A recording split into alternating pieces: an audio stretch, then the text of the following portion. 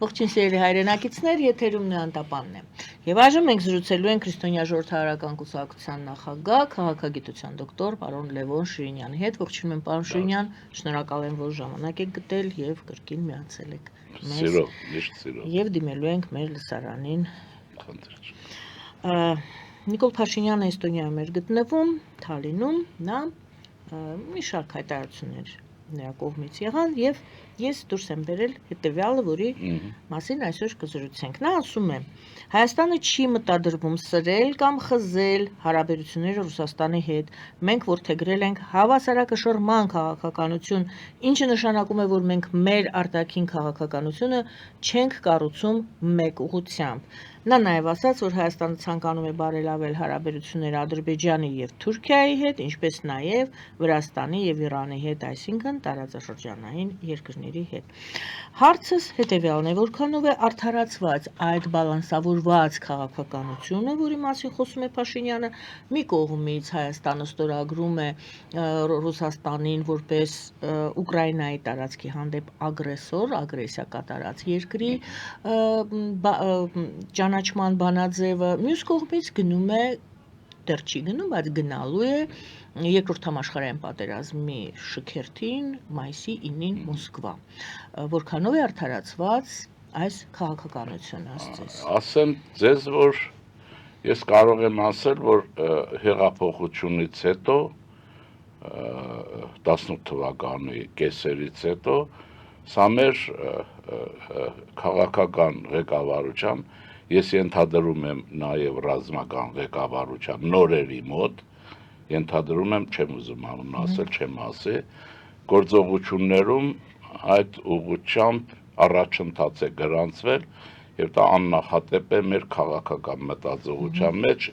30-40 տարիների պարագայով։ Ես օրինակ բերեմ, ցանկացած վարորդ գիտի, որ լավագույն մեքենան էլ, եթե չտանի ինքը բալանսիրովկայի, ռուսերեն եմ ասում, հաշվեկշռի, հավասարակշռման, այդ մեքենան 3 վայրկյանում գիգանտ լինի կփշրվի։ Բալանսիրովկա, տեսեք, քաղաքի բոլոր մեր աշխարհի,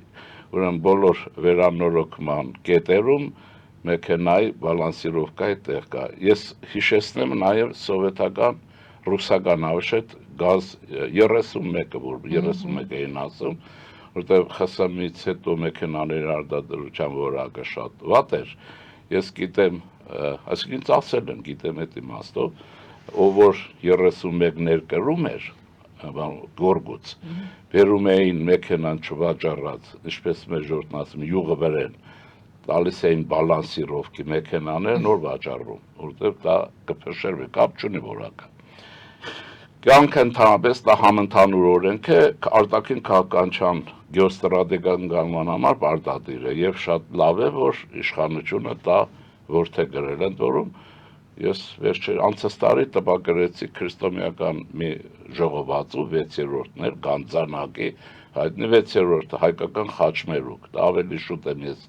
տպագրել ակադեմիայում, քան այդ խաչմերուկի մասին խոսակցություններ եղել են։ Այսինքն դա ուզում եմ ասել, որ հայ քաղաքագիտական մտքի մեջ եւս այդ հարցադրումը հարյուրավոր տարիներ առաջ եւ հետո եղել է, բայց բարձ է, որ այս տարիներին սրվել է, որտեղ էսպես է։ Հիմա դա ինչ է նշանակում։ Դա նշանակում է, որ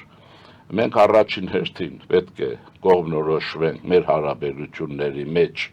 նույնիսկ եթե պատերազմ ենք ուզում, չենք ուզում, ասենք խաղաղություն, ուրեմն մենք պետք է բալանսի հաշվարկման մեջ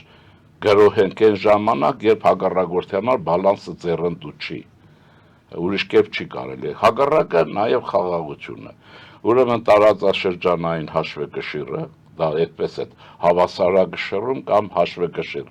Հիմա մի բան էլ ես խորհուրդ եմ տալիս, հատկապես որ պարտավորություն են վերցրելու, ինձ գրում են մեր ուսանող երիտասարդության եւ մտածող երիտասարդության համար բաներ ասել, դրա համար ասում եմ աղբյուրը, ուզում եք բալանս բարի հայերեն իսկական բովանդակությունը նայել ինչ է նշանակում, որտեղ մենք մտածողության կատեգորիալ համակարգում ճշգրիտ պիտի լինենք ճշգրիտ հարցեր մեջ, թող կարդան Աջարյանի բացատրական բառարանը, ինչ է բալանս, երկրորդը Հավասարակշռում պարզապես ասենք, Այն երկուսն է հավասարակշռում, ուրեմն հաշվեկշիռ, նայած էլի։ Երկրորդը Մալխասյանցի քառահատորի առաջինում կա եւ Էդուարդ Աղայանի դարձվածաբանական բառարանում կա։ Այսինքն ուզում եմ ասել, մենք օտար բառերը որ վերցնում ենք, դե բալանսով է դա հայտնի, նաեւ հայերեն իրական համարժեքները լեզվամտածողության մեջ պետք է ասենք։ Հիմա անցնենք առաջ։ Ուրեմն հարցադրումն այդպեսին է եւ բալանսի քաղաքականությունը ես կարծում եմ մեզ համար ազգային անվտանգության ապահովությունը ապահովելու միակ ճանապարհն է։ Մեր մանավանդ երբ որ թուլացել ենք, դուք պիտի նկատի ունենաք, որ մենք պատերազմի ծանր բարդություն ենք կրել, դա չի որ նաև հոգեբանական բարդություն ենք։ 20 թվականից առ այսօր դա չի արվել, խոսվել է, ասեմ ինչի համար, դե ամեն ինչ հանձնվել է Մոսկվային, այստեղ եղել է պրոտեժե։ Մոսկվան տնօրինում ամեն ինչը, այստեղ կարող ենք ամեն ինչի մասին խոսել, բայց անում ենք այն ինչ որ անում ենք, երկիրը չի զարգանում։ Եթե այդպես լիներ, ուրիշ բաներ կներ։ Հիմա դա ինձ համար կարող են մարդիկ ասել, որ դա իրականությունը փոխվել է, վարչապետը խոսում է, ինքը վարչապետին պաշտպանում է, կամ էլ ուզում է վերագրել։ Ես հիշեցնում հետևյալը, որ 1995 թվականի նոյեմբերին իշխանիշում եմ կամ հոկտեմբերին Գոլս Արմենի թերթում ունեմ ես ծավալուն մեծ հոդված հավասարակշռման քաղաքականության հարցի շուրջ ռոլի равновесия внешней политики Республики Արմենիա։ Ընդ որում, որպեսզի ես քանի որ այդ տարիների շատ սերտ գիտական համագործակցության մեջ էի Համլետ Գևորգյանի հետ, մեր հայտնի ակադեմիկոսը, երջանկահիշատակ եւ շատ տաղանդավոր, ես մարդկանց խորհուրդ եմ տալիս անպայման կարդալ ակադեմիկոս Համլետ։ Նրա ցանկացած աշխատանքը ինքը տնօրենն էր, ես գիտ քարտուղարը եւ մենք առավոտից երկուն Փիլիսոփ Հաճանի ինստիտուտում ենք, դուք ճանաչում եք, ինքը նաեւ ձեզ այդ համագործ սինոպսիսներ տպում այդ օրերին, ես այդ բոլորին, ասենք եւ ես նրա հետ խորհրդակցելով եմ գրել հավասարակշռման քաղաքականություն Հայաստանի գեոստրատեգիա եւ դա շարք է պետություններ, առաջնահերթությունները, որոնք են երկրորդներ եւ այն տարիներ իհարկե հաշվառումով եւ հետո դա անցկացրել են նաեւ իմ դոկտորական ատենախոսության մեջ։ Այսինքն ես ուզում եմ ասել, որ սա զուգահեռ եղել է եւ այլն։ Հիմա դա ճիշտ է թե չէ։ Իհարկե ճիշտ է։ Այ երբ որ մենք ասում ենք, որ մեզ պետք է Հայաստանի պատմություն, ոչ այդպես անհասկանալի հայ ժողովրդի պատմություն է ձևակերպում է, եւ մեր քաղաքական պատմությունը մենք պետք է ճշգրիտ շարադրենք եւ ոչ Մոսկվայի կոպիաներով ինչ որ անում են մինչև հիմա այս չապայավագիտական ակադեմիական կենտրոններ կան, որ դա չեն ուզում մտնեն մեջը։ Եթե այդ բոլորն անեն, ես գիտեմ, որ շատ տաղանդավոր գոնե միջին սերուտ դուրս կգա եւ դուրս է գալու, չի կարող չլինել։ Ուրեմն եւ պետության հարատեվություն դրա հետ է կապված։ Հիմա հիշեցնեմ հետեւյալը, որ դա մեզ համար նորություն չի, նորություն է նրանց համար, ովքեր Հայաստանի քաղաքական պատմությունը գիտեն շտամներով ինչ որ կա, որը արդեն խլամ է, բանի բիտանի չի, բայց իրականը կա չէ այդ պատմությունը։ Հիշեցնեմ նաև Ռուբեն Տեր-Բենասյանի, որ ասացիք, ուղղակի ասեմ առիթ է, որտեղ ուրիշ պարագայով դրա մասին չէր մտածի, չէր խոսի, ուրեմն կենսագրությունը, ուրեմն եթե նայեք, նրա կենսագիրներից ամենահայտնիներից Աստվածատրյան ազգանունով, որ առաջին հանրապետության այն ղեկավարներից առաջի դեմ չի, բայց Ռուբենի հետ է եղել միշտ, ինչքան ես գիտեմ, բայց նաև իր կենսագիրն է եւ Արամ Մանուկյան եւ այլն։ Աստվածատրյանը գրում էր, որ Ռուբեն Տեր-Մինասյանը, որը 20 թվերին ռազմական նախարարն էր, բյուրո կառավարության ռազմական նախարարն էր, եւ ուրեմն հայտնի ուրեմն բանի Օհանջանյանի մերձավորը եւ շատ վատ է որ մեր ժողովուրդը Խատեսյան ցիտում է որ դե գզվրտոց կա ինչ-որ անհանիրավի նաեւ Քաջազնունու կողմից նրան մեծան դա սովետական ավանդույթ է շատ վատ գիտեն Համո Հանջանյանին, որի ծաղկունքի հասավ հանրապետությունը պայմանական 2 տարվա ընթացքում ուրիշ բաներ տեղի ունեցան։ Ասրանք եւ Աստվածատերյանը գրում է, որ Ռուբենը ինքը, դեպպես էին ասում, չէ, Ռուբեն Փաշա, Ռուբենը ինքը ասում է, ես դա հրապարակել եմ իմ Ռուբեն աշխատանքի մեջ այդ տողերը, ինքը հավատում էր բալանսի քաղաքականությանն, եւ ինքը իր պրակտիկայում կիրառում էր ինչքան հնարավոր էր Հայաստանի Հանրապետության հանդեպ բալանսի քաղաքականություն եւ դաշնակիցներ։ Ահա բաներ, այսինքն նորություններ շատ մեծ համար են նորություն, եթե չգիտեն։ Բայց նորություն նաև այն է, որ Հայաստանի այսօրվա ռազմաքաղաքական ղեկավարության մեջ 100%-ով եւ ոչ միայն իրենք պաշտոն ունեցողները չեն, ովքեր շուրջն են եւ այլն, օրինակ քրիստոնյա ժողովրդավարական կուսակցությունը իր արտաքին քաղաքական կոնցեպցիան սրա վրա է պատկերացնում։ Եվ դուք տեսաք, որ այն մի հարցադրման մեջ Եվրոպ ծայրահեղացումները մենք չգնացինք, համաձայն լինելով ամբողջապես հարցադրմանը։ Մասնավորապես ինչի մասին ասացիք։ Դե եվրոպական, եվրոատլանտյան քաղաքական ուղղություն, բայց դա չի բացառում հնդկական եւ այլն։ Ուզում եմ ասել, որ մենք որպես կուսակցություն դա մեր պաշտոնական տեսակետի մեջ է եւ իշխանության ղեկավարը որ դա ասում է շատ լավ է եւ ասում է այնտեղ չեք համարում։ Ոչ մի հետնահանջ կա մեջը, որն է ցեղասպանության ճանապարհից հետ ենք վերադառնում, որովհետեւ հակառակը բերում է տրամաբանությունից հայտնի մի բառի դիխոտոմիայի կամը դանում է կամ Ռուսաստանի հրահրում է Թուրքիայի տակ կամ էլ հակառակը հակառուս լինելը երկուսն էլ բերժելի են մեծ համար մանավանդ մեր ուժերը եթե նկատի ունենանք հիմա սա համաշխարհային քաղաքականության մեջ ընդհանրապես բան չի որևէ նորություն չունի ովքեր որ կարդինալ Ռիշելյե կարդացել են իսկ ասեմ որ ինչու եմ ասում կարդալ հիմա առանց գիտության մենք պետություն զարգացնել չենք կարող բացառված է 19-րդ դարը չի այդ հիմնարար բաները պիտի իմանալ մնացածը շարունակել այսպես ասեմ կարդինալ Ռիշելյան ինքը լինելով Հռոմի պապի ներկայացուցիչը Ֆրանսիայում բալանսի քաղաքականությամբ մի բառ օգտագործում լինելով Հռոմի պապի տեղապահը Ֆրանսիայում որ Ֆրանսիան անկախ չէր Այսպես բառը ինձ թույլ տամ ասեմ, քցեց Հռոմի պապին եւ ստեղծեց Ֆրանսիա պետությունը բալանսի քաղաքական միջոցով։ Հասկանում եք ոնց է, երբ որ անցավ Գերմանիայի, Ավստրո-Հունգարիայի կողմը նրա դեմ եւ այլն արագ փոփոխվեց, էլ այսպիսի բաներ։ Հիմա ուրեմն դրա համար շատ ուրեմն ողջունելի է, բայց հետազոտությունները պիտի շարունակվեն, որտեղ մեր երկրի աշխարհագրական դիրքը ինքն է առաջինը թելադրող, ցանկացած երկրի աշխարհագրությունը, ես նկատում եմ հանրապետությունը, եւ այս ուղղությամբ պիտի շատ ավելի վարպետանալ, որտեղ դա մի բան է, գիտեք, մի բան է կիրառականն արդեն, որտեղ այստեղ էլ գալիս է քաղաքագիտության մեջ հայտնի մի պահանջ, որ մեր մոտ գրեթե չկա, որն է քաղաքականությունը, գիտությունը, պատմությունը, հազար մի բան, բայց քաղաքականությունը արվեստ է, արվեստի կատարյալ տեսակ է,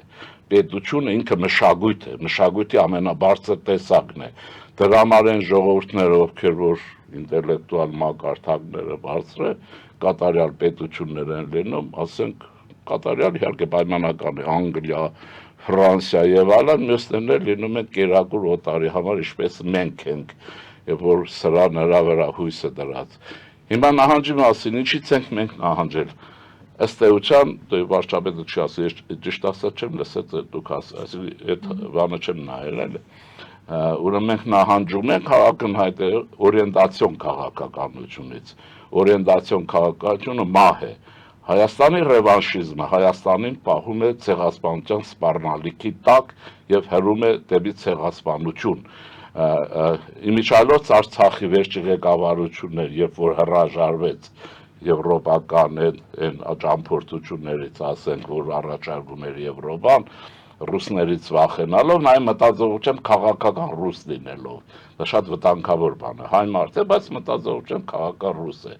Կարող է հայ մարդ է, շատ լավ, նորմալ, բայց մտածողությամբ քաղաքական ֆրանսիացի է, մտածողությամբ։ Այս բանը այդ աղետը եկավ դրանից, եթե չլիներ, այդպես չէր լինի։ Ուզում եմ ասել, որ ահա սա նահանջում ենք օրիենտացիոն քաղաքականությունից։ Հիմա կոնկրետացնեմ ավելի, որ նահանջը որպեսի դուրս գա այս խոսակցությունը հասարակության անհասկանալի է, որտեղ սովորել են Ռուսաստան, դե ոնց ես ասում։ Տեսեք ինչ կա, մեկ թուրք, մեկ ռուս, օրինակ ես նադայել եմ եղել, երկուսից էլ։ Այսինքն այստեղ հայկական օրակարգ չկա, կամ թուրքական, կամ ռուսական։ Քանի որ ցեղասպանություն եւ այլն, ըստեյության սա ռուսական օրակարգ է ուղղված Թուրքիայի դեմ։ Բայց ինչի Ռուսաստանը էս կատաղի կռիվ տալիս մեր դեմ։ Ախր ինչա մանրադրամ էլ չի կարողանում օգտագործել միշտ Թուրքիայի դեմ ուղղել, որտեղ Հայաստանի Հանրապետությունը որոնում է առաջին հերթին անվտանգություն իր համար եւ իր ժողովրդի համար, մնացածը ցեղասպանություն만 դիտելով երկրորդական։ Այսինքն ներողություն, այստեղ մի հատ մեկ փոքրիկ ճշտում։ Դուք համարում եք կամ դա նկատի ունեք արդյոք, որ ցեղասպանության ճանաչման ուղղված հայերի, Հայաստանի, Սփյուռքի, հայության, այսպես ասենք, մղումը եւ պահանջը, որ աշխարհի երկրները ճանաչեն եւ առաջին հերթին Թուրքիան ճանաչի իր գործած ոճերը, դա Ռուսաստանի դրդմամբ է արվում, ոչ թե հայությունն է պահանջում։ Ինչ է նշանակում սրացումն։ Հիմա ասեմ, այն մասը վերջացնեմ, որպեսզի չեմ մոռանա, որտեղ դա կոնցեպտուալ է, իրար հետ են, այսինքն իրարից կտրել չինն է։ Ուրեմն 1912 թվականին հայտնի է, որ ովքեր որ գիտեն Հայաստանի ողբերգական պատմությունը, ուրեմն գերմանա-ռուսական մի համաձայնություն առաջացավ Օսմանյան պետության շրջանակներում ավտոնոմիայի հարցով, բանակցությունները շարունակվեցին մինչև 14 թվականի հունվարի 28-ին ստորագրվեց գերմանա-ռուսական պայմանագիր, որտեղ Հայաստանը արդեն կիսվեց, արևելյան, արևմտյան, երկու ուրեմն կոմիսարներ նշանակվեցին, դա հայտնի է, բայց հետո ինչ եղավ, հրահրող երկիրը, որ Ռուսաստանն էր, եւ հրահրողն ասեմ ձեզ, մեր գործիչներից մեկը ով է ասում է մենք ռուսական, այդ չասում հրահրումը, ռուսական ոգևորությունից այնքան ենք լկտիացել, կարծեմ Մանդելշտամն է, ընտենա ինչ-որ մեկն է, մեր հետ տարիների հիմա պահիտակ մոռացել եմ, ասում է Օսմանյան պետության կառավարության բարձր դռան շենքի դիմացով թղթերը պապկեքը թևերից տակ մտնում էինք Ռուսաստանի դեսպանատուն եւ դուրս էինք գալիս, ասում է 15 թվին են ձև կերանք, որ մինչև հիմա խելքներս, գլուխներս չի գալիս եւ երբ է գալու չգիտեմ։ Այդ բալանսի բանի քաղաքականություն օրենտացիոն արդեն Ռուսաստանն ապահովել է եւ աննես մտածողությունը եւ ինչ եղավ։ Եվ ահա Գերմանիան այստեղ իհարկե Օսմանյան շահերը ներկայացնում, բարձր նաեւ դրա համար եմ ասում, որ ցեղասպանության հրահրիչը Ռուսաստանն է, հրահրիչը կատարողը Թուրքն է, ինչպես որ Արցախում հրահրիչը Ռուսաստանն է Լավրով Բելանով, կատարող Ալիևն է, ձեռնտու է գործարք է, բայց այս երկուսը իրար հետ են, հրահրողն է, ոճրագործը, թե կատարողը, սա էլ ցանկացած մարդու ճաշակի հարց է։ Հիմա ուզում եմ ասել, սա մեզ տարավ ցեղասպանություն։ Հիմա ավելի միտի ասեմ ձեզ, հայտնի է տարիների ցարական Ռուսաստանի արտաքին գործերի նախարար Սազոնովը, շատ հայտնի, որը հայերին ոնց է գրկած ասում էր, էս ռեֆորմներ եւ այլն, ամեն ինչ հայերի համար։ 16 թվականին Արմենիան Հայաստանը ազատագրվեց ումից, մենք գրում ենք ազատագրվեց հայերից, կոտորվեցինք, վերջացանք, ցարից մարգելեց հաջորդի վերադարձիր հայրենիք, պիտի թողեր ոնց որ թե ազատագրել էր եւ այստեղ լույս աշխարհ եկավ Եփրատյան կոզակությունը, կոնցեպցիան, որ դա ուրեմն իրենք նախատեսել էին միացնել առանց հայի եւ այլն։ Հիմա այս պարագայներում Կարոս Ասունին գրում է, ես այս եղինակներին ասում, բոլոր դաշնակցական են, որոնք բոլորը թքած ունեն օրենտացիոն քաղաքականության վրա։ Այսօրվա դաշնակցությունը ծառայում է Ռուսաստանի շահերին ու վերջ։ Այստեղ խոսակցություն։ Այսինքն օրենտացիոն է քաղաքական։ Հա, նա ինչ է ասում։ Ասում է, որ այն Սազոնովը, որ երևի բանակցությունների մասնակցել, այսինքն դե սրանց այդքան ես չեմ իմանում, իրենց ուղեղի մեջ ինչ եղել։ Այսինքն սրանք հաջորդի զավակներն են, որոնք արել են ինչ որ բան չի հաջողվել, որոնք նաև անձնական ողբերգություն են ապրել, որովհետև 15 տարիներ, հա, գոմերում պարկես, էս անես, են անես կամ Փարիզներում եւ այլն դուր ծեծես, վերջում Հայաստանը չկա։ Եվ դա ինչ է։ Ինչպես որ այսօր Արցախյան հարցն է, մարդիկ տասնյակ տարիներով, հարյուրավոր, հազարավոր զրկանքներով ապրեցին եւ ինչ որ մարդկանց գործողությունների արդյունքով, այո, Արցախը չկա։ Դուք տեսնեք Սիդնեի մարդիկ իրենց ոնց էին զգում։ Ոնց, այսքան տարի օգնեցինք, անհասկանալի է, ոչ միայն օգնություն հարցը չի մենակ։ Հիմա ինչ եմ ուզում, ահա Կարոս Սասունին ինչ ասում։ Հələ նայեք ասում է, Սազոնովն ինչ է անում։ 16 թվին, երբ որ Արևմտյան Հայաստանի հարցերը թուրք չկար, էլի, չէ, եւ Ռուսաստանը այդ տարածք վերցրել են պատերազմի իրավունքով, այսինքն իրենն էր միջազգային իրավունքով արդեն, այնտեղ Սազոնովի հետ հարց է լինում, արտգործնախարարն է հայերի վերադասավորումն է, դե ասում է հայերը էթնիկական կազմ են, այդ տոկոս չունեն հիմա։ Հա չի մնացել տոկոս որտեղից կլներ, չի ասում 12 թվականի տոկոսը, որով ինք խաղի մեջ էր մտել գերմանացիների, վերցնում է 16 թվականի տոկոսը, եղավ, եւ այսպես շատ բաներ կան։ Ուզում եմ ասել, հիմա ձեր հարցինչն էր, վերադառնանք այս բանը։ Հարցն էր արդյոք Ռուսաստանի դրդմամբ է հայությունը պահանջում ցեղասպանության ճանաչում Թուրքիայի կողմից։ Վիշտը մերն է, կորուստը մերն է։ Հիմա ով ինչպես է օգտագործում, եթե օգտագործում է, իսկ պետություններն օգտագործում, այլ հարց է։ Հայրենիքի կորուստը մերն է, վիշտը մերն է, մեր ժողովրդի ողբերգությունն է, մեր մշակույթը եւ այլն։ Հիմա շահագրգիռ պետությունները որոնք են, որոնք այն գլխից Արևմտյան Հայաստանն ու հայությունը իրենց սեփականություն են հաշվում, դա առաջին Ռուսաստանն է, բաղագենտուրանը չի փողոցեցրել։ Ահա սա ինչպես է օգտագործում, մենք պետք է տնենք, նայենք խոշոր տերություններից յուրաքանչյուր ինչպես էր օգտագործում մեկ, իսկ ինչպես չէր օգտագործում, օգնում էր ինչպես։ Այսպես, այստեղ դուք բալանսը կգտնեք, թե չէ, ինչի մասին խոսքը դա մերն է եւ հիմա մենք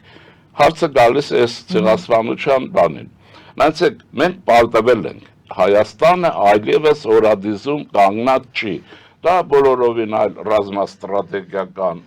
վիճակ է, միջազգային հարաբերությունների մեջ այլ վիճակ է, այլ քաշով։ Հիմա երբ որ ջերմուկի դիմաց կանգնել են, սա բոլորովին ուրիշ վիճակ է, սա չտեսնել դգիտություն է։ Ես կասեի դգիտություն է, դա սեփական պետության ժողովրդի հանդեպ ոճրագործությունն է ու շարունակել նույնը։ Հռետորական հարց կա։ Եթե ուրեմն մենք ամեն ինչով ճիշտ ենք, ինչու ենք ջախջախվել, եթե պիտի շարունակենք, պիտի նայենք, վերանայենք, որտեղ սխալ ենք եղել, թե չէ, եթե սխալ չենք եղել, հարց եմ տալիս, բայց ինչի ենք ջախջախվել, այս երկու նախագահներին, որոնք ներկայացնում են Ռուսաստանի շահերը եւ իհարկե կլանի շահերը, հիմա այստեղ գալիս ենք այստեղ, Բրծել է բոլորովին այլ վիճակ է եւ պիտի գտնել լուծումները եղած պոտենցիալի վրա, այն բանակի, այն ժողովրդի, ինչ որ մնաց եւ միջազգային հարաբերությունային գամմայի մեջ, որ հետո է առաջացել, դուք նայեցեք, Հայաստանի հանդեպ ոչ մի դրական խոսք չկար, մինչեւ ջախջախվեինք, բրծներ, ինչու, եւ Ռուսաստան հաջողքով դա գլխավորում էր, ինչու, որտեւ աշխարհն ընդունում էր այն ալմատին, ինչ որ կար, եւ ընդունում է նաեւ աշխարհ Մոսկվայի հաշտյան դաշնագիրը, որը Արցախ չի նախատեսում Հայաստանի հետ, եւ ասեմ հետեւյալը, Պուտինն ասում է, ասեց,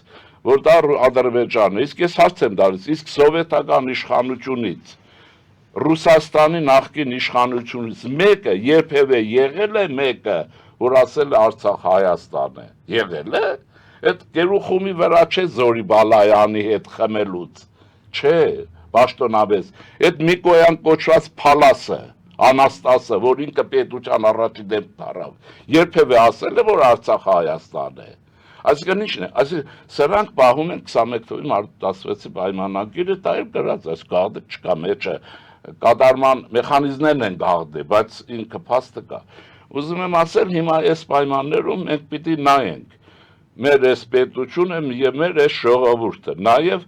երիտասարդության կյանքի կորուստը, այդքան որ ունեցել ենք, էլ չեմ ասում զենքի կորուստը, բարոյական, հիմա Հայաստանը այս բերերի տակ կարող է շարժվել առաջ, թե փլվելու է, այստեղ հարց կա, այսինքն Մոսկվայի ակնհայտ է Հայաստանի վրա դնել այնպիսի մի բեռ, որ դուք ասեք արի փլատակիտակից ինձ անի, որտեղ չես կարող։ Հիմա ինչ անի, պետ բանակը զինի, հարց եմ տալիս ձեզ, մենք Հայաստանում ենք ապրում, չէ՞։ Պետության հզորությունն ապահովի, սահմանների անվտանգությունն ապահովի, Հայաստանի Հանրապետությունը։ Գիտությունը վերակառուցի, առանց դրա վարիանտ չկա։ Այն հարավ-հյուսիս ճանապարհը սարքի տարբերակ չկա։ Եվ մի հատ է ցեղասպանություն, Հայաստանի Հանրապետություն դες հարց եմ տալիս, ցանկացած կդիմանա այս բեռին։ Մի հատ է ցեղասպանության ճանաչման հարցը։ Հիմա երկրորդ մասը կա։ Իհարկե ցեղասպանության ճանաչմանը հայկական էջ ունի, մերն է, ինչպես շարունակել, ինչ անել, չանել, ենթադրենք։ Բայց Հայաստանի ցեղասպանությունով շատ շահերն են, անվտանգությունով շահագրգռված չեն, ահռելի քանակությամբ Թուրքիայի հետ հարց ունեցողներ կան եւ շատ-շատեր Ռուսաստանի հետ հարց ունեն արմենոցիդի պարագայով։ Հենց ինչ անել, չհասկանալ որն է մեր շահը, որն է այդ շահի մեջ, շահերի մեջ ես մի փաստ կասեմ, ցանկացած թող հաշվի, տեսնենք քանի տոկոս է մեր շահը այդ կոնցեպցիայի մեջ, այդ աղմուկով չի, գոռում գոչյունով չի, փողոց փակել չի, եւ նաեւ պատասխանատվություն է սեփական պետության եւ ժողովրդի հանդեպ։ Մանավանդ երիտասարդության, որ այսօր ուսանող է, որը պետք է չէ, երեք իր անգերն է զոհվել։ Մենք Չինաստան չենք էլի, մի 100,000 էլ այստեղ։ Պետք է վերականգնվել եւ այլն։ Մի խոսքով, հիմա ինչ եմ ուզում ասել, այս հարցերի մեջ գալիս է հայկականի մասը որն է։ Ես ձեզ ասեմ, հայկականի մասը այնքանի տոկոս որ է, բխում է հետևյալից։ Կա աշխարհում որևէ պետություն 100 թե ինչ ճանաչել են, չէ՞, որոնց կառավարությունները ցեղասպանություն ճանաչել են։ Գիտեք գործադիր իշխանությունով մի պետություն որ ճանաչել է։ Կա, չկա, ինչու չկա։ Եթե պարլամենտի որոշում կա, հետո ինչ։ Եթե դուք տեսեք Ֆրանսիան, որը մեզ հետ ամենամերձ է եւ մեր շահերի համատեղում կա, ինչ է լինում,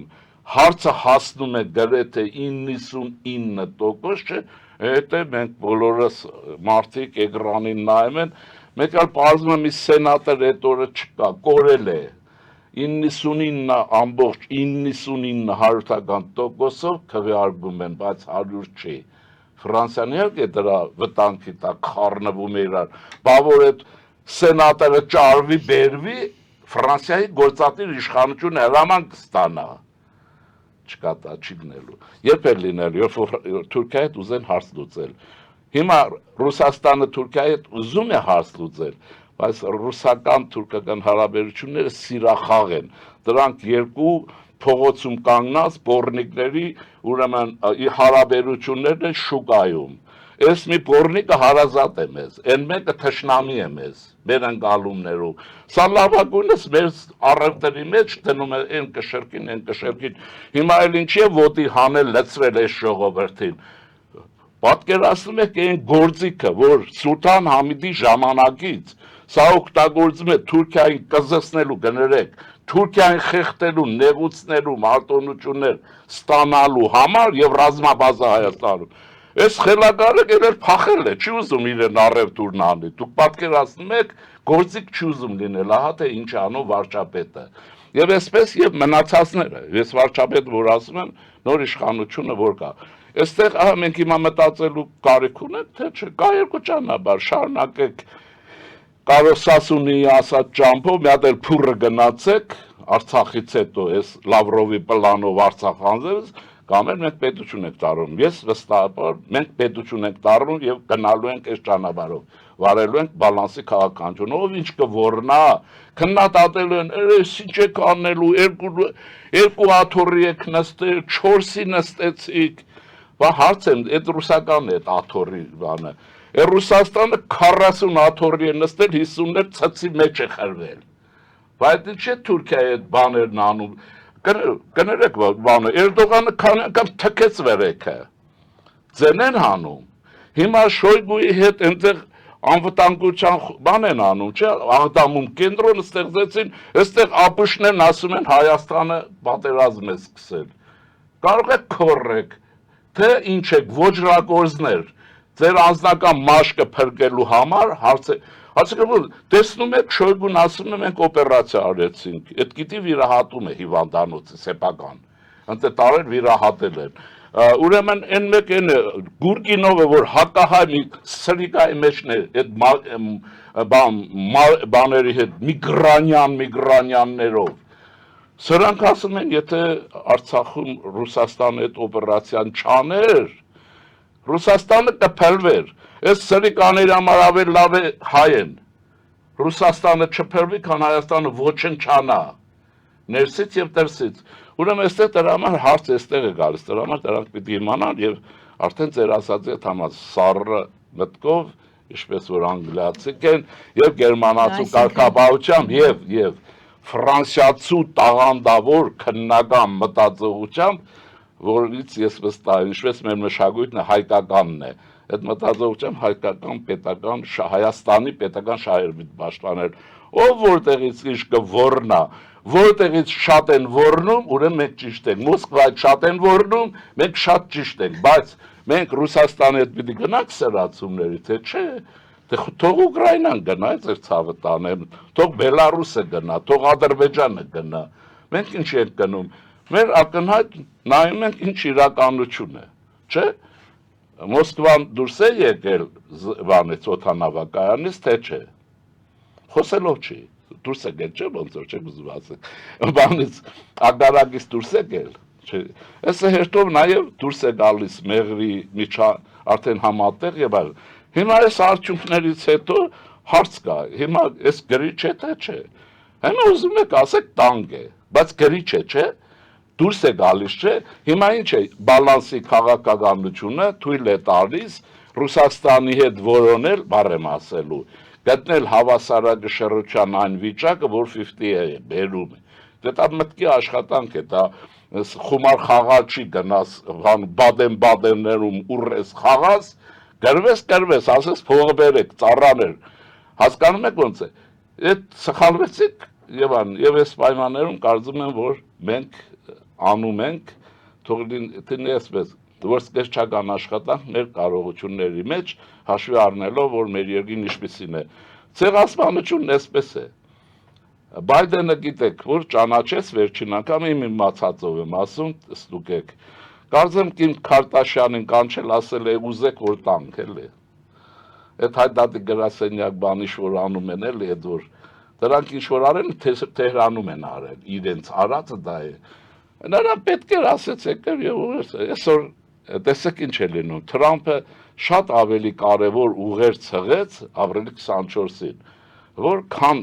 կապել են ցեղասպանություն Ինչով էր ուժեղ Թրամփին Կասեմ հիմա բանը ինչ ասել ուրեմն ցեղասպանություն բառը չասեց դու կայֆեց ես համար ցեղասպանված լինել կներեք բառի համար չի ասել Թրամփը աշխարհն իրար է խառնել հիմա ձեր հարցն է բայց այդ հարցերի մեջ ինչ է ասում է որ մենք պարտավոր ենք Ամերիկան է եւ այն Թրամփը որից Սի Ցզինպինն ու Պուտինը գժվել են խելագարվել են օրինակ Կրեմլը չգիտի իրենց հետ ինչ է լինելու եւ այսպես ասում է որ մենք պարտավոր ենք ռազմավարական գործընկերությունը շարունակենք ահա ձեզ ինչն է կարեւոր Հայաստանը հզորացումը թե ցեղասպանված լինել հերթական մի նահանգում մի քաղաքում ցեղասպանության զոհերի հիշատակին տալ այդ Իմ ասածի մեջ այդպեսի բան կա, տարավ Նիկոլի բանը։ Ինչպես ենք մոռացության տալիս։ Հիմա գալիս է երկրորդ մասը։ Ես մենք հասկացանք հարցի դրվածքը, չէ՞։ Ուրեմն ուրիշի ձեռքին խաղալիք չենք լինի։ Всё, ես եթե բարձեցինք, ինչպես որ հոլոկոստով չեն լինում։ Ինչն է, ուրեմն պիտի նայենք, որ ոլորտներում ինչ չափով ինչպես պիտի առաջ գնանք, որովհետև սկզբից ասեցի մեր վիշտն է, որպես այս փալասները չասեն, կտրեց էս ինչ արեց, որտեղ ուղեղները նաև չի աշխատում։ Մարդը գիտեք ինչ կա, ես մազոխիզմ առանձնահատկություն ունի, իր մարմինը անընդհատ մարմինը ցավացնելը մարդու մի տեսակ կա կայֆ է իր համար, ինքը չի կարող առանց դրան ապրել։ Հիմա մենք մազոխիստ չենք։ Հիմա հարցը նայում ենք ինչպես է, ինչ պիտի անել այս վիճակում, երբ որ աշխարհում Սոդոմ Գոմոր է, ու մենք չենք այս վիճակում։ նայեցեք Ադրբեջանը հոխորտում արևելքից, այդ կարծում եմ Ալիևի հարցով կասկած չունեք, որ ասեց կանի, այդ այն բաները չեն, այն փալասները, ուրեմն արձանագրեն 30 տարի գրեցին, կրակել են ունենք զոհ, կորուստ էին ասում բառնել, քրեական գործ է հարուցվել, իսկ ինչ եղավ, ուրեմն ասեց եւ Պուտինի հետ լեզու կտավ հարցերը ուզեց, հետևապես մենք Թուրքիայի հետ հարց ունենք, պիտի հարաբերություններն ինչպես կանոնավորենք, այստեղ երկու տարբերակ կա, իհարկե, որ այս յուղ տնեմ ռսա ստրուգներին, Ռուսաստանը միշտ կմնա անվտանգ, վարդանիկ, բայց Ռուսաստան ինքը կործանվում է եւ 3-4 անգամ զորքը գիշեր վերցրել գնացել է։ Հիմա ենթադրենք իմ ասած տարբերակը երկրորդն է։ Զորքը վերցրեց Ալեքպոլից գնաց, ինչ ես անելու։ Հա? Ինչ ես անելու։ Ուրեմն ինչ է ստացվում։ Ուրեմն պիտի այսօրվանից ճակատագիրը քո ձեռքը վերցնես։ Էլ չեմ ասում, որ Պերմիագովի ինչ արեց, այ անտասիվ վարդանիկ, որ ռուսական գաղտնի ծառայության գեներալի բերում նստեցնում, նիստես անցկացնում։ Դու պատասխան ես տալու մի օր Հայաստանի իշխանություններին կամ ժողովրդին դրա համար։ Հիմա գալիս է այս հարցին չանել, ուրեմն կարծում եմ աշխատանքի բաժանում պետք է լինի։ Մենք որպես մի ժողովուրդ ենթադրենք ունենք մենք համաշխարհային մի կառավարման մի քանի հոգի, ինչպես սիոնիստներն են, Իսրայել եւ այլն, բայց ինչ են աշխատանքի բաժանում է պետք։ Ցեղասպանության ճանաչման հարցը պիտի շարունակել Սփյուռքի ջանքերով, Սփյուռքի բոլոր հնարավորություններով։ Հայաստանի Հանրապետությունը պիտի օգնի ոչ պաշտոնապես բոլոր մակարդակներում։ Մնացած հարցում ոչ պիտի այս ոչ են, ինքը պետք է շարունակի պետության կայացման հարցը, երիտասարդության կրթության, ֆիզիկական զարգացում էլ է պետք, չէ՞, այդ բանակ գնացողը։ Եվ այսպես մնացածը եւ խոշոր պետությունների հետ հարաբերությունների անընդհատ սերտացում եւ վերամների գոլոշին կներեք ջոկելը, ով է մոտենում այն հարցին, որ գործադիր իշխանության մակարդակով պիտի որոշում կայացնի, որովհետեւ Թուրքիան այն երկիրն է, որի վերաբերյալ որոշումներ լինելու են հաստատ, բայց դա Ռուսաստանը չի լինելու, բայց Ռուսաստանը ամենաշատ է գոռալու, եթե Ռուսաստանը չգոռար չավատային, անգլիացիներից մենք դա էլ ենք ստացել, բայց քանի որ Ռուսաստանը ողերիմ թշնամի է անգլիացիներին, Հայաստանի Հանրապետության ազգային ակադեմիայի պատմության ինստիտուտը տասնյակ հատերներով Անգլիայի դեմ գրած ունի, այն Անգլիայի, որ առաջին հանրապետությանը տվեց զենք, հանդերձանք,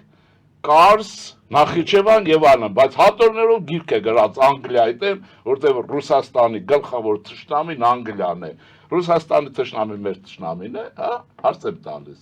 Դե նրա պատերազմը մեր պատերազմն է, բայց ինչի ինքը մի հատ տեր չեղավ այս հարցերին։ Մի հատ էլ խառնում, ինչ կան օրապակա սայկա մոբիլիզացրել Հայաստանի ջանն է կապել։ Եվ այլն, ուզում եմ ասել, մենք պիտի դրանք հասկանանք եւ շարժվենք առաջ, աշխատանքի բաժանումով, հրապարակելով բան, ինձ թվում է, որ ճանաչումները կարծես թե իրենց բանին լրումին հասել են։ Հիմա հաջորդ փուլն է սկսվում։ Քրեականացման հարցը պիտի տեղափոխվի։ Ֆրանսիայի բարական այդտեղ առաջ է, Ամերիկա առաջ է, քրեականացում, վստահ է, քրեականացում վերելու է փոխհատուցման։ Հիմա մենք ինչ անենք, խելքով աշխատենք, թե ռուսների գործիք մնալով էլ չմնանք այս աշխարհում։ Ռուսների բարակայի հարցն է գալիս, ես գիտեմ, որ հիմա 100,000 հայեր հիմա ինֆարկտ են ստանում, ես ինչ խոսում, պապային բան ասեցի, մամային, կտնտու,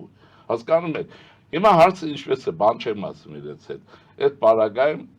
այն Ռուսաստանը, որը ձեզ գցել է տարիներով արյան հաշվին Թուրքիայի հետ հարաբերությունն է կարգավորել, Ադրբեջանը ստեղծել ձեր դեմ,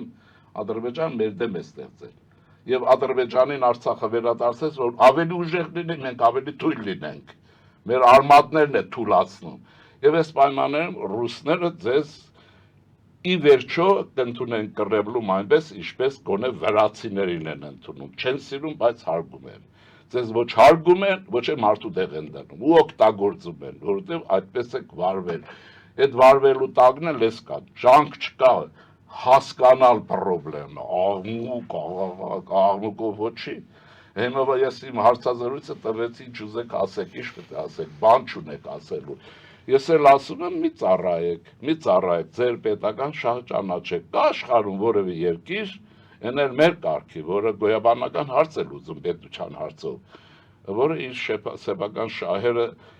ավելի է ստորատասում ինչ որ մեկին։ Մի քիչ լեհացի եղեք, էլի ոնց ասեմ։ Մի քիչ էլ վրացի եղեք, չնայած վրացի։ Տեսնեք ոնց են խաղում։ Ասում են Ռուսաստանը Վրաստանի հարցով հաջողել, չէ, չի հաջողել։ Վրացիք ստացան արևմուտքից այնինչ պետք էր եւ արևմուտքն էլ քաշում է այնտեղ։ Ռուսաստանից էլ կստանան այն, ինչ որ իրենք ուզում են։ Իսկ դուք այսպես մնացեք ռուսի ասածով երկու աթոռի հանգած չնստեք։ Մնացեք մի աթոռի, այդ մի աթոռը կամ թուրքական է կամ ռուսական է, ցցի վրա մնացեք ու վերջացեք գնացեք։ Մենք բազմավեկտոր քաղաքականություն դիվարենք, բալանսի հաշվարկի քաղաքականություն եւ քանի աթոռի վրա ուզենք, այդքան պիտի նստենք։ Ուզում են ներսից պայթեն, ուզում են դրսից։ Համենայնիվ քրիստոնյա ժողովրդավարական կուսակցություն, որ իրականում մեր ժողովրդի շահերն արտացոլում եւ հանդես է գալիս մեր պատմությունից, մեր մշակույթից եւ նրանցից, ովքեր արժեքներով մեր հետ համախորհուրդ են, պետություններ եւ այլն, գնալու են այդ ճանապարհով։ Ձեր դիրքորոշումը պարզ է, շնորհակալ եմ։ Խնդրեմ։ Շնորհակալություն սիրելի հայրենակիցներ, հիշեցնեմ, որ պարոն Լևոն Շենյանի հետ ենք զրուցում, քրիստոնյա ժողովրդավարական կուսակցության նախագահ, քաղաքագիտության դոկտոր Զրուցվար Մերգանյանի Առաքելյանը, բարին ձեզ։